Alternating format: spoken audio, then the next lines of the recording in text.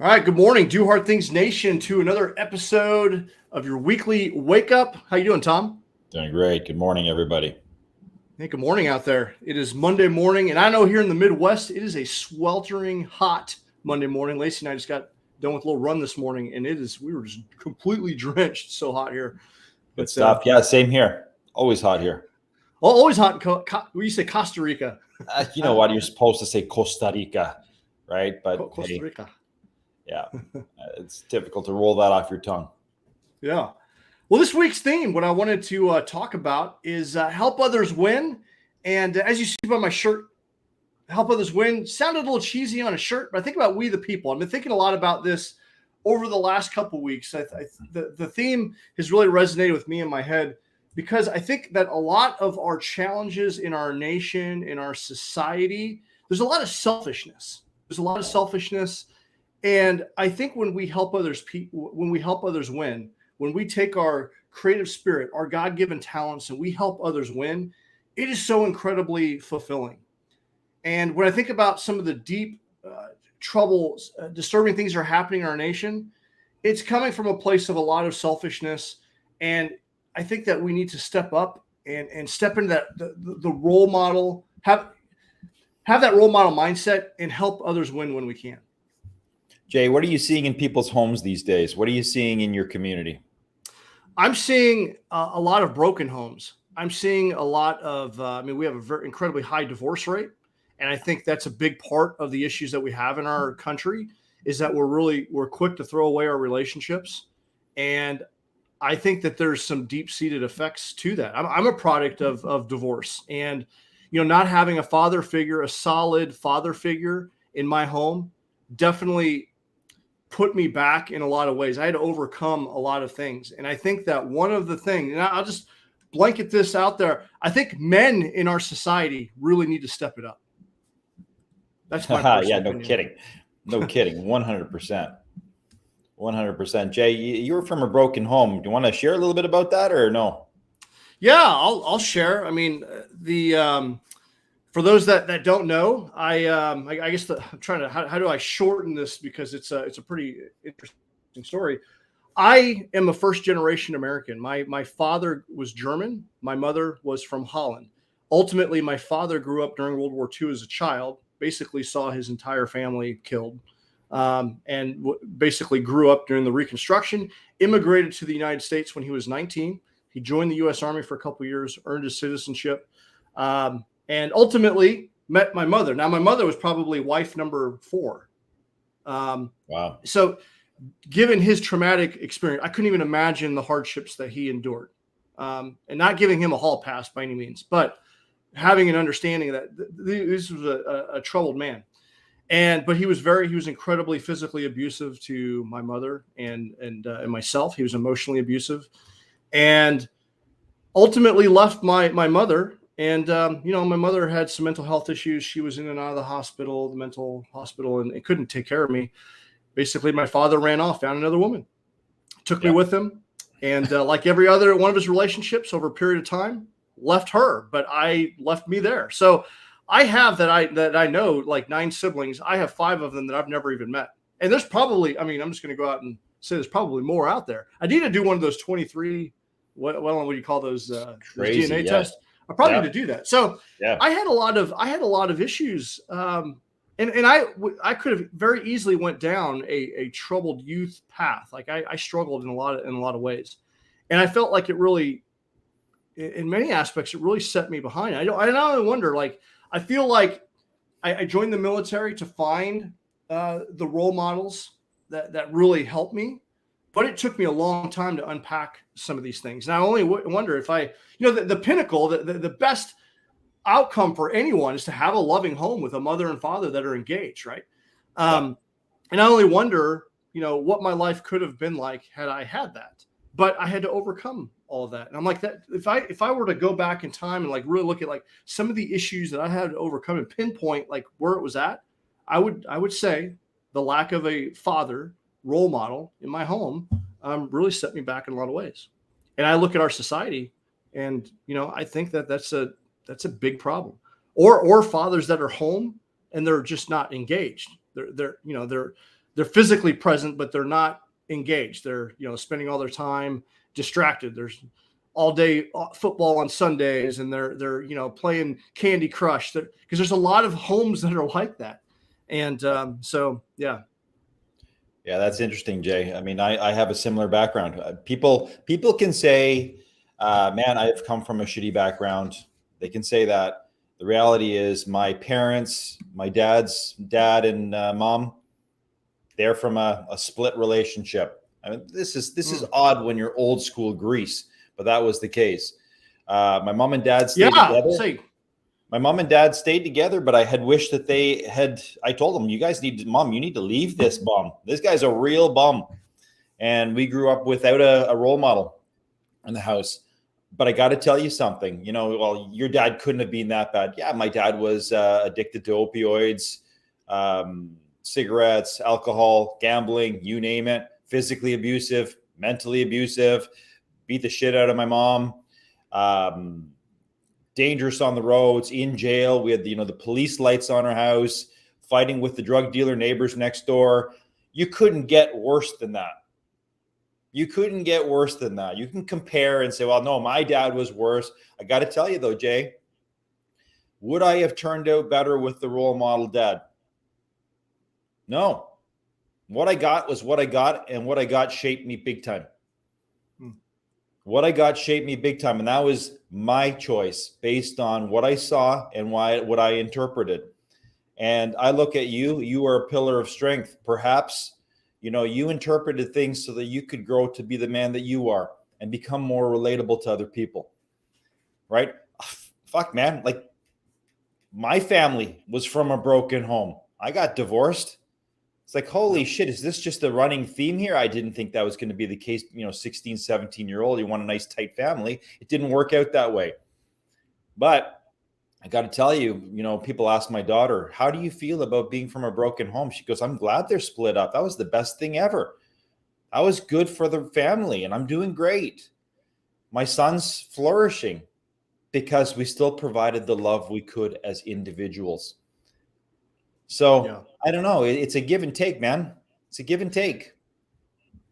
Well, I will agree. There are probably, your children need to see you in a loving relationship, but that takes both parties wanting to fix it and resolve their issues and take ownership, both parties, because there's a lot of relationships where they get to that point. It's amazing how two people can absolutely fall in love and have the fairy tale wedding, and then just a matter of years later, like, get to the point where they're not intimate with one another and they hate each other.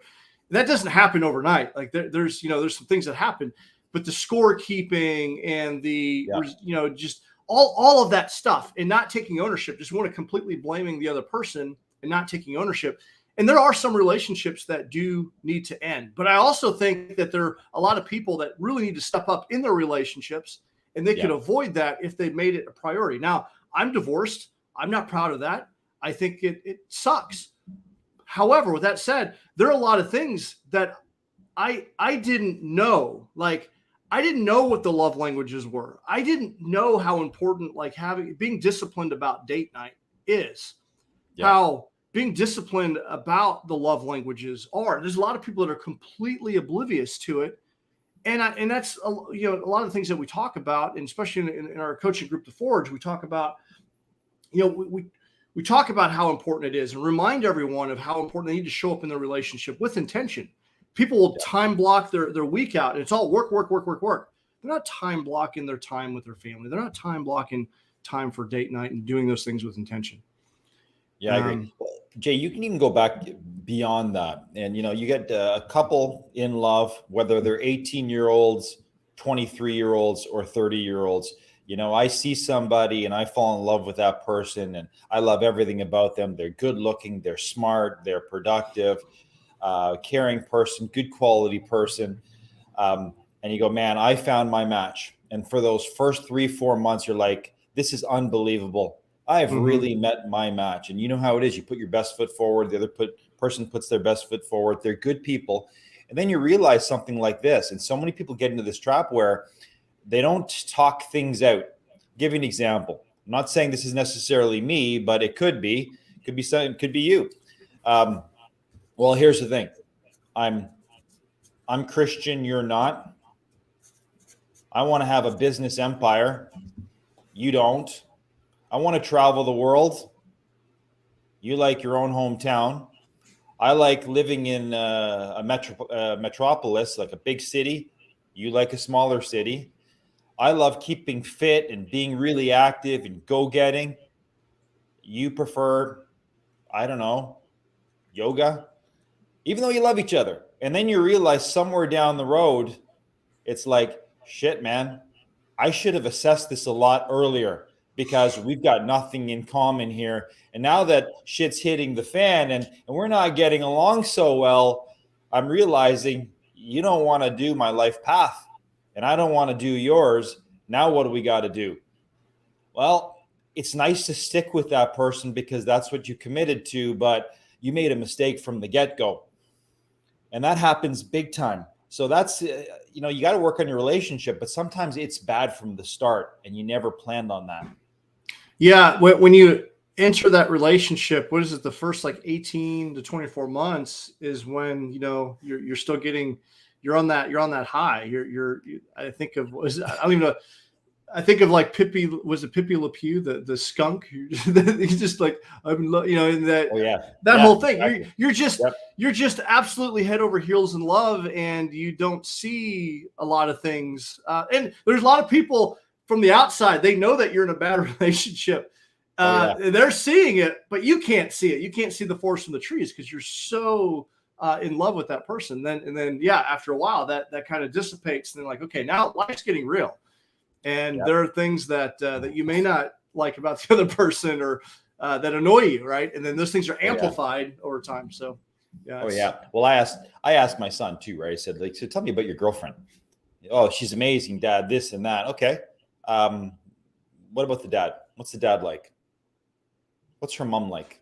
What's her relationship with her mom? How many brothers and sisters? What order is she in the relationship? What kind of job does she have? All right. How does she spend her time? How does she keep her room? What's in her bank account?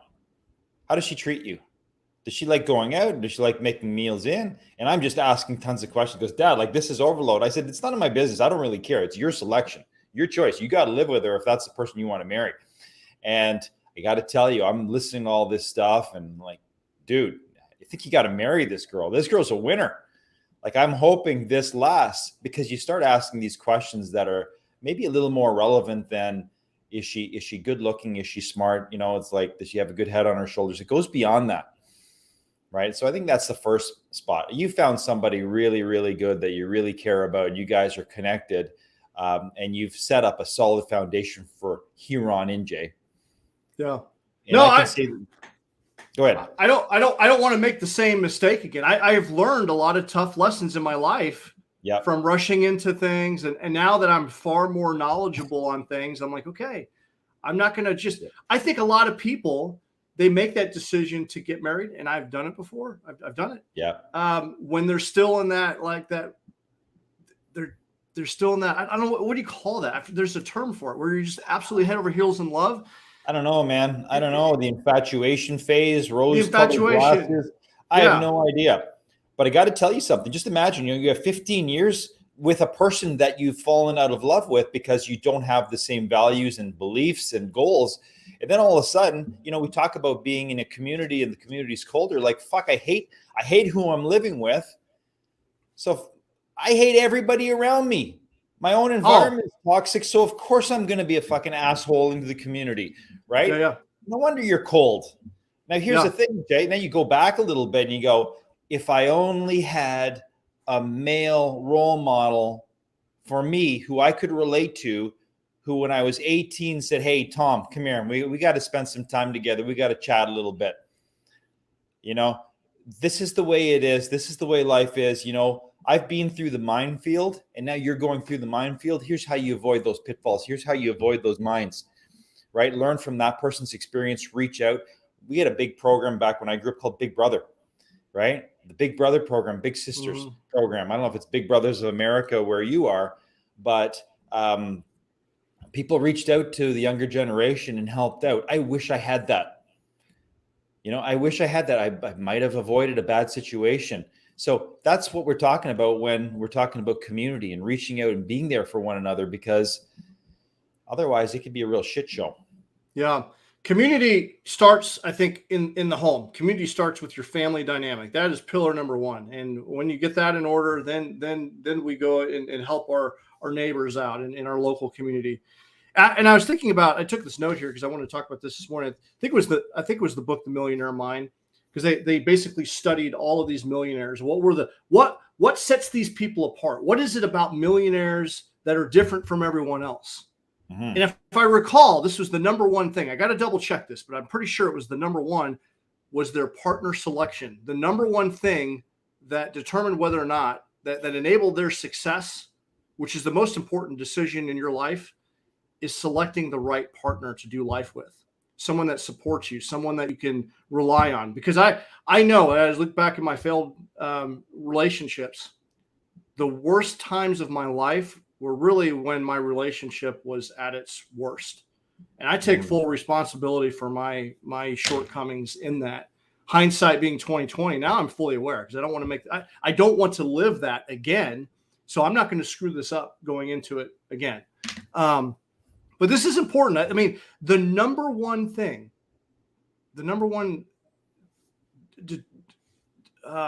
determination of a millionaire's success was their partner and their support. That's powerful. Yeah, very much so. Yep. That's powerful. And so this decision's big. And I think a lot of people need to step up more in their relationships. And yeah, I'm going to go beyond that, Jay. I'm going to go really deep on this one. And I think the even before that is your relationship with yourself. You can look in the mirror and you're either going to like yourself, you're going to love yourself, or you're not going to like yourself. And I don't know, man, like, I like what I see. I like who I am. I feel good. I'm not in love with me.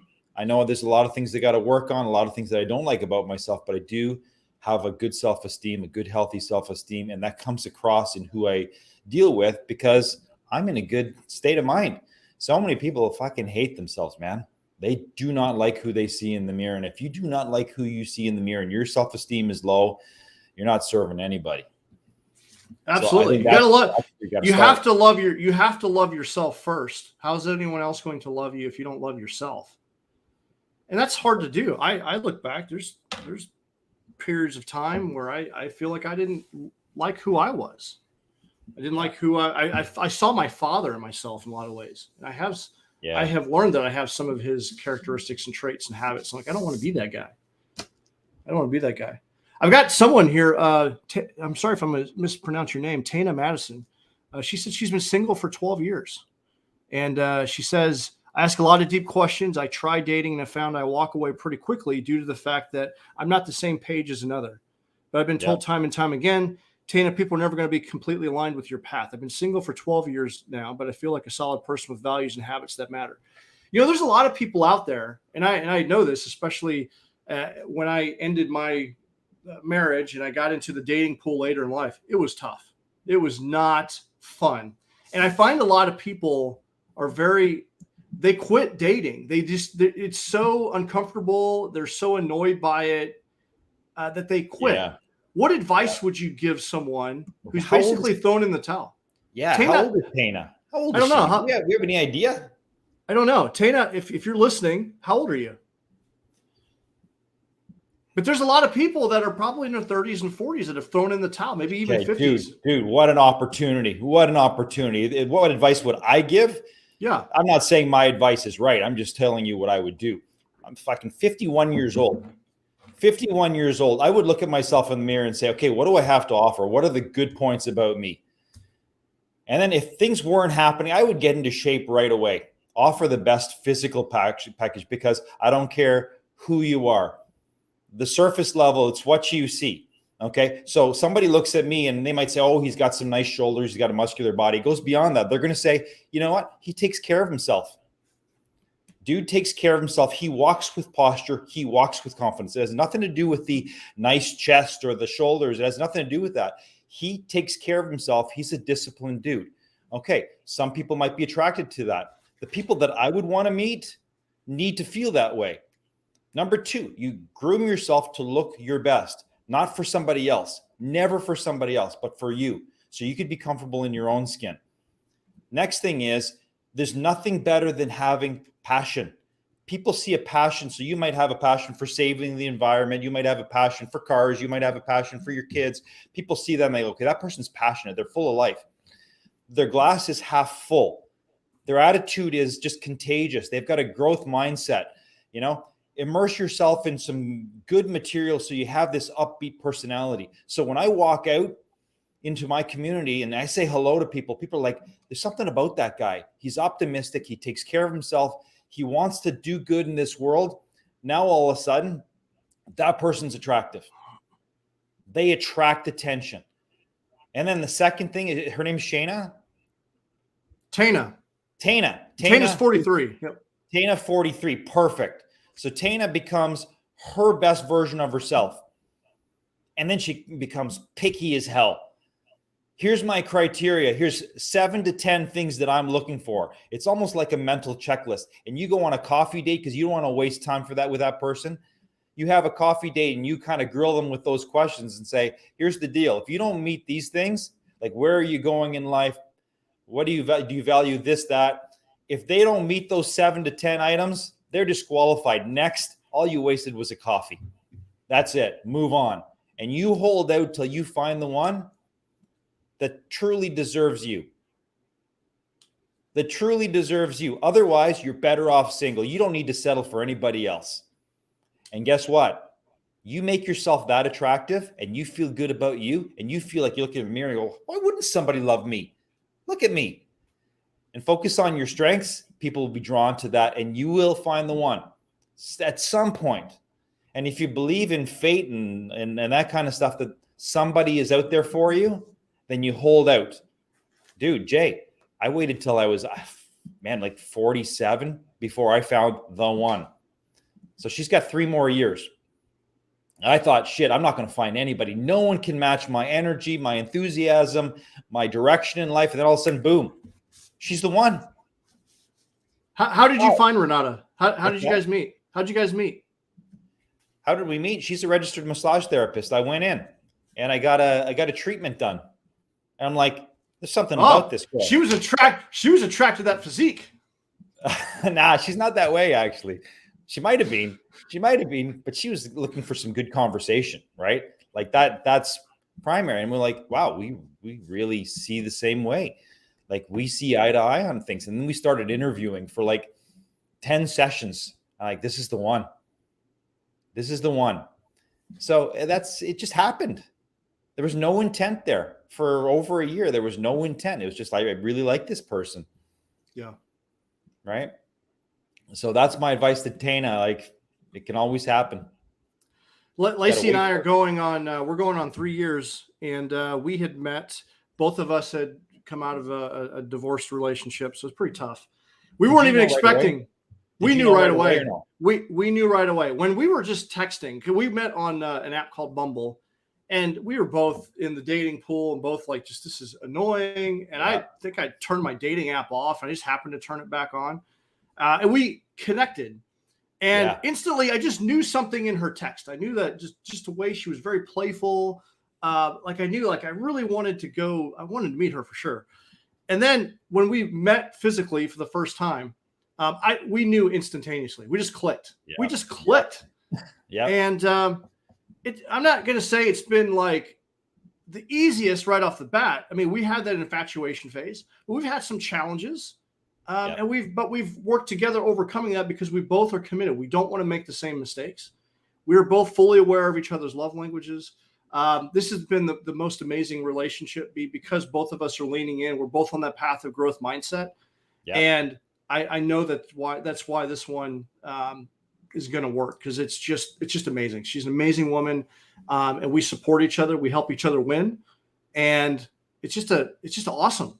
How long have you been together? Almost 3 years. Okay, good.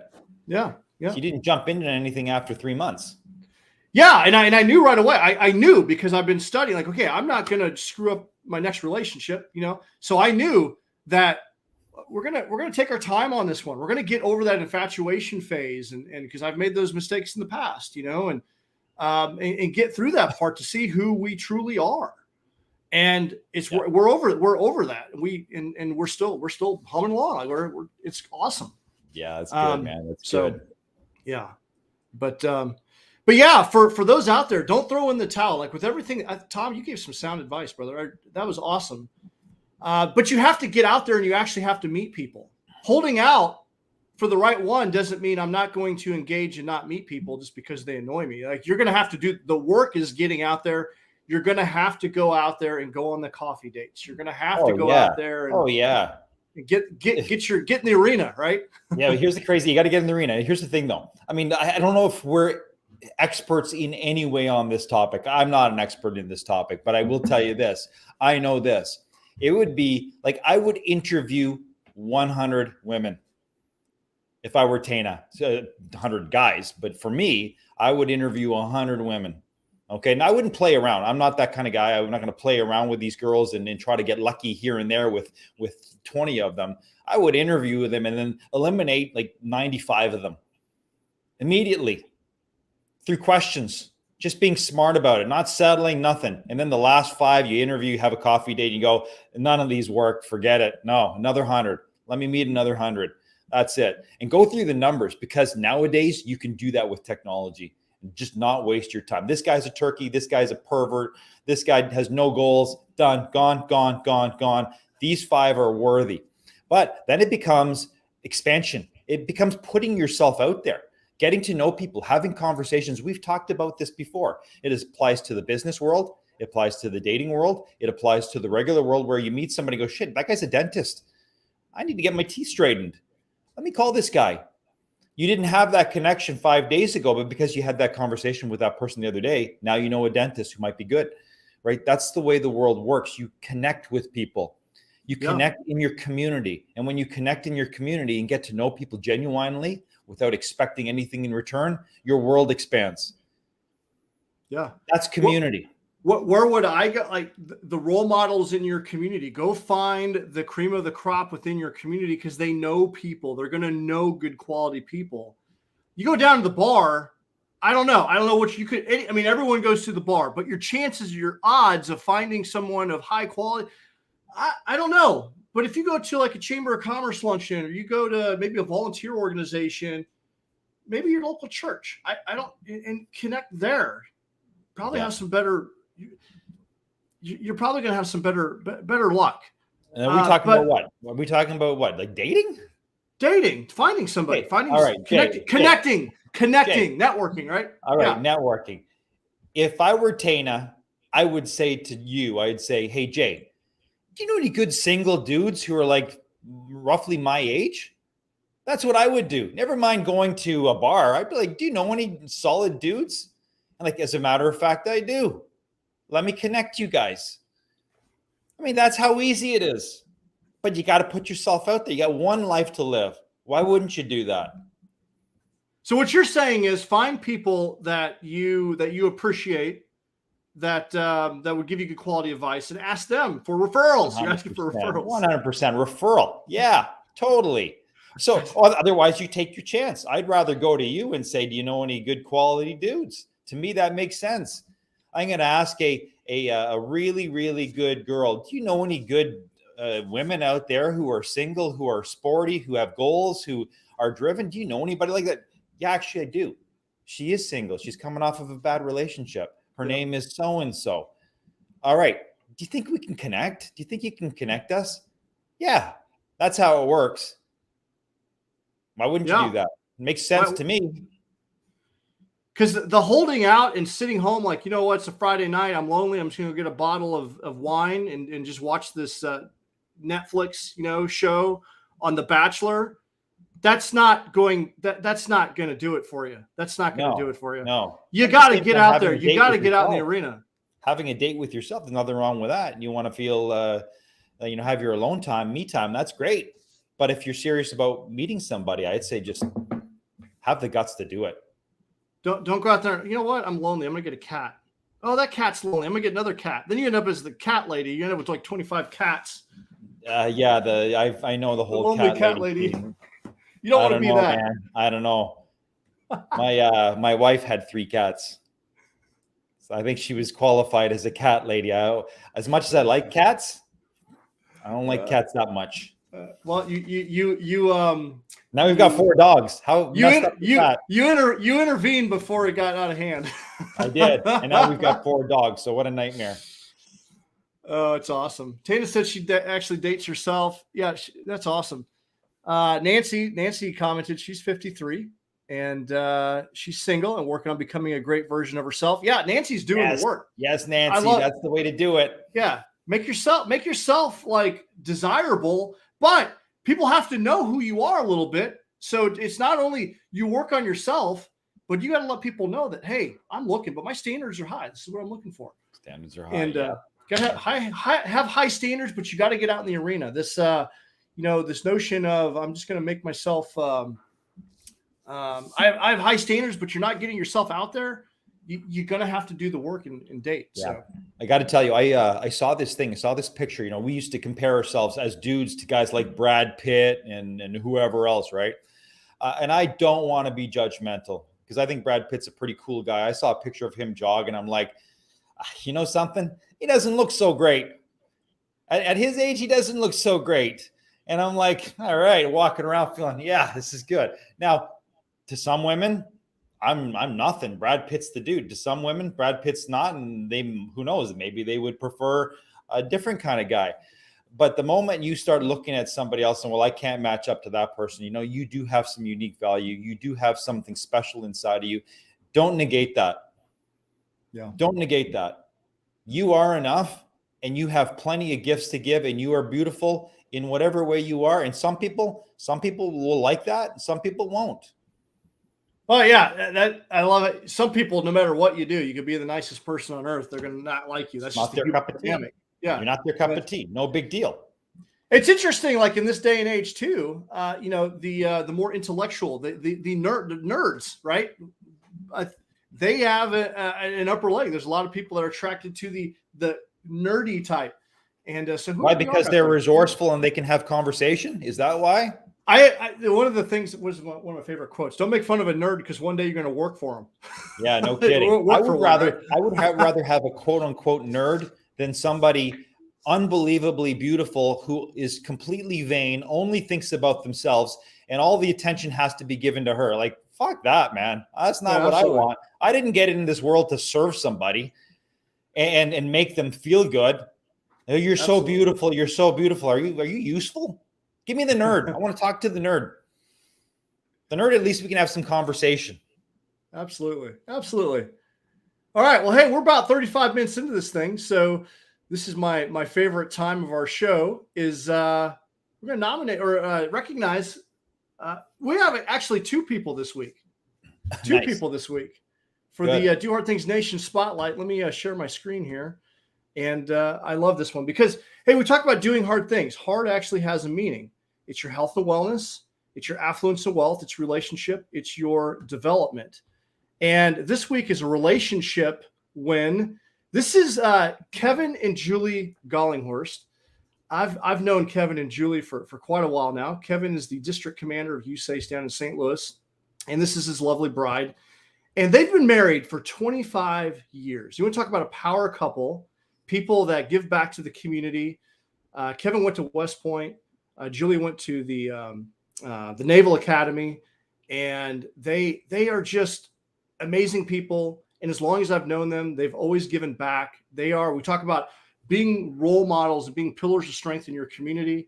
They demonstrate this in every way. And so congratulations on your 25th wedding anniversary. And you want to talk about doing hard things, showing up with consistency in your relationship. 25 years is a hard milestone in today's society for sure. So yeah, they look like they're happy. They look like they're healthy. They look like they're glowing. And that's a product of 25 years of connection. That's a long time, Jay. Yeah, 25 years of commitment, connection, and they're shining examples of role models in their community, and they're amazing people. So we're going to send you guys Do Hard Things shirt. Thank you guys for all you guys do for our nation and just being awesome people. So Julie and Kevin. Yeah, really good stuff. Congrats, guys. They're both getting t-shirts. Nice. Absolutely. Absolutely. So talk about doing hard things. You got to show up your relationship. And that's where it starts. That's where it starts in your home.